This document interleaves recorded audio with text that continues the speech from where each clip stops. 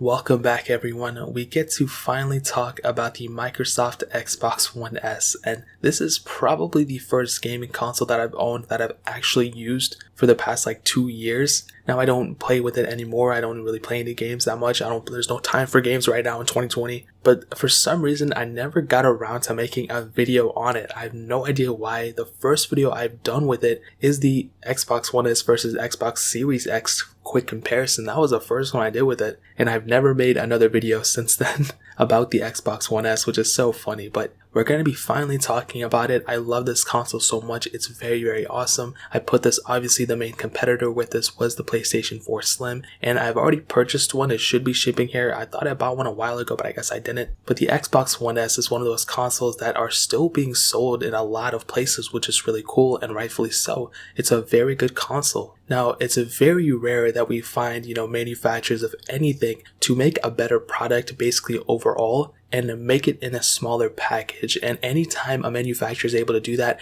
I give them so much credit. I think that's super, super awesome. And the Xbox One S was the successor to the original Xbox One. And I've already made 3 or 4 videos on that. I think that console was really, really cool and it had a lot going for it. But obviously the Xbox One S being that, successor to it brought a lot of cool features that we'll get into eventually. But the Xbox One S eventually came out in 2016, and its main selling point, what that S stood for, was slim. This thing was a slimmer console, but it didn't just stop there. But this console was 40% slimmer with the original Xbox One S. But now we not only had the capability of doing, setting it landscape, but we could also set it vertical, which is really cool with the stand if, some people wanted to do that. And as we all know with the now shout out to xbox.fandom.com as always, fandom.com, whoever supports them, if they ever post anything on there, shout out to you guys. You guys really do put a lot of effort into that website. But the cool thing is that they actually made the capacitive and eject buttons physical at that time. So before they were digital, and sometimes people run into issues.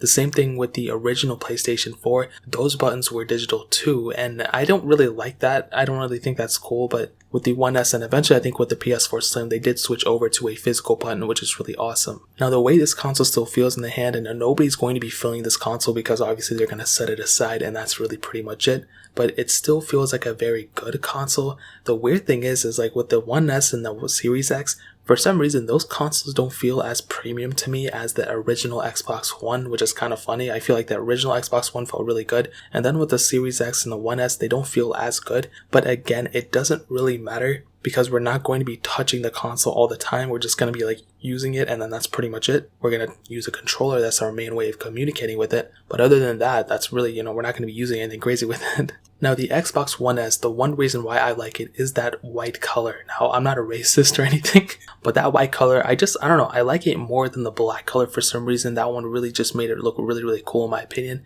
And then with the Series X, I like that color too. I think, both of them offer some really cool things, but the One S was probably my favorite color design overall. Now, on the front, we do have that single USB port, which is cool if you wanted to, plug in your controller to there, and if you wanted to, you just charge your controller while you're playing. You have that capability of plugging it in on that front controller, which is really, really cool. And on the back, we have a plethora of different ports we can choose from. So we had that AC adapter, which we could have just plugged in there and got power to our thing, which is really cool. We have 2 HDMI ports. We have an HDMI out and an HDMI in, which is really awesome. And then we had 2 USB ports, which is really cool. So we could easily go and plug in a hard drive on the back or whatever we wanted, which is really, really awesome. And obviously we had that Ethernet port. If we wanted to connect our console straight to the internet, we could have just plugged it in from there, which is really, really awesome. So in terms of the port selection, you have a lot of different ports you can choose from this specific console, which is really awesome. And by them allowing us to have a USB port on the front really did change up a little bit, because I feel like if they took away that USB port, I would have cried in my sleep, but luckily they kept it in, which is really cool. So that is pretty much the console itself. Now the controller is, like I said, the main thing you're probably going to be interacting with the console with. And what I can tell you is that controller is probably one of my favorite controllers. It switches from here to the PS4 sometimes, but I think the One S is probably one of my favorite controller designs. But I would probably say the PS4 and the Xbox are probably hand in hand with one another. And this console's controller is very good as well. Now it stems obviously from the Xbox One. They all pretty much use the same controller at the end of the day. It handles a charge of, pretty much the whole way. If I charge it one day, it could probably last me for weeks and weeks and weeks without me having to recharge charge it, which is really, really cool. Obviously, like I said, I don't really play that many games, but sometimes if I do, if I want to play Fortnite or whatever, like I'll just go ahead and load this thing up and it's all good. Now with that controller, it's not too heavy and it's not too light either. It has a really good heft to it. Now, as you could tell from what I'm talking about, I'm not a gamer at all, so I don't even know what I'm saying. But the controller is good and it's a really cool extension for the console itself, which is really, really cool. So that really kind of covers up basically everything I wanted to hit on the outside. Like I said, its main selling point was the slim factor, and I think it really knocked it out of the park there. It did a really good job at keeping the console slim, but some of the main important factors that, got introduced in this console weren't even necessarily in the outside, they were in the inside. Another humongous thing about the Xbox One S was the addition of being able to play 4K resolution games or being able to output 4K natively, which is really cool. It didn't have to upscale anything. Now, there were some games that were, 1080p that maybe were released for the original Xbox One, and you were able to go and, upgrade it to 4K or upscale it to 4K, which is really cool. So by being able to play those games at 4K, that really introduced a whole new segment of technology, because one of the main problems of, the original consoles like the One and the PS4 was that it was not able to play in 4K resolutions, and it's crazy that they were able to make a smaller console, make it slimmer, make it lighter, make it everything, but make it more powerful than the original Xbox One, or make it even more powerful than the original console. That's really, really awesome. Now, there were a lot of different accessories that came with this console as well, which is really awesome. But I think the overall takeaway from this console in terms of the outside and the main things that it brought at the time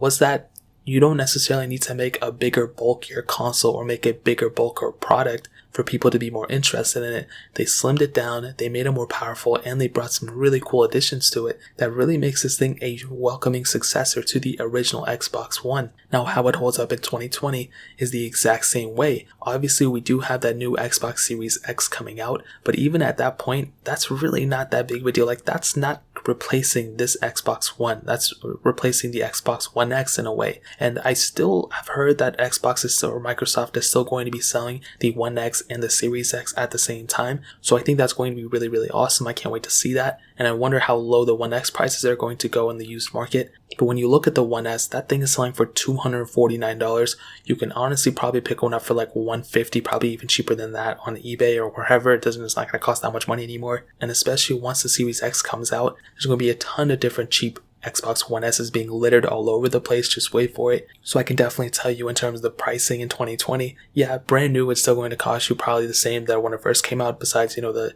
discounts that came with when the Xbox One X came out, but it's still going to be costing you a very, very cheap amount to pick up in 2020 for sure. Now, the gaming selection of this thing is still very, very top tier. There are tons of games out for this thing. You can easily go and, pick up a game for, really, you can just put any two words together, like I've stated before, and find a game for this thing. Now, there is no backwards compatibility with this or the 360, but there was obviously no backwards compatibility with the original Xbox One and 360 games either, so there's really nothing we can do about that. But what I can tell you though is that with the Xbox One S, there's so many games. You can easily go and find a game for everything you want. And obviously, like I've stated before, all those new online games that have came out like Fortnite and PUBG and all those things, probably not PUBG, I don't really know about PUBG, but Fortnite and all those big games are available for the Xbox One S. And, if you have an Xbox 360 or a PlayStation 3, whatever, you can't play those games like that on those consoles, but they are supported on a console like this. And I think that's a really awesome thing. Minecraft included, you can play that on the Xbox One S, which is really, really awesome. So at the end of the day, there are tons of games available for the Xbox One S, not only in the new market,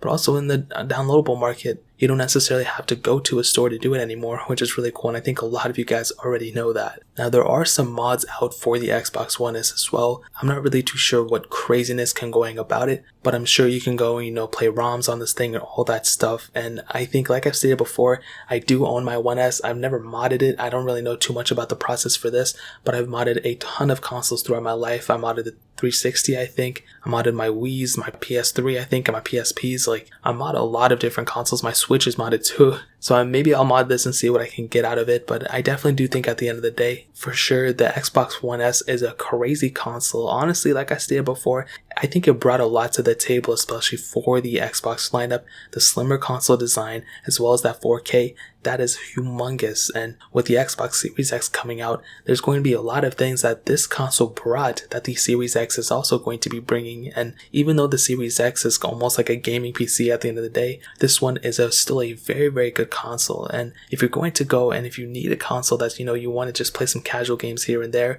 or if you want to play some top tier games, the Xbox One S is probably the way to go. You're going to be getting a lot of different capabilities from this console. And if you pick it up, you're not going to feel like, you're left out in the dust. You're not going to feel like you have an outdated console at all. So for sure, at the end of the day, what I'll tell you is the Xbox One S has a tremendous track record. It's going to be very, very good. And even if you pick it up now, you're not going to feel like you have an outdated console anytime soon. And I think that's the number one problem most people are going to have. They're going to look at it and be like, oh, this console's so old. It's not going to do me any good, this and that. But what I'll tell you though is that I wouldn't really worry about that too much. This console still has a ton of life left in it. You're going to be able to download many more downloadable games in the future. That's really pretty much it. If you guys have any other questions or anything, let me know in the comment section below. Hit the like button, that would mean so much, but definitely hit that subscribe button. Every single subscriber that we get really does count, so it means so much if you guys could hit that. Also, check out the other links down in the description as well. My Twitter, my Instagram, my second channel, all those links are linked down below. I'd really appreciate if you guys would check it out. More importantly than everything else, I love every single one of you guys. Hopefully I'll catch you guys in the next video. Peace out till then.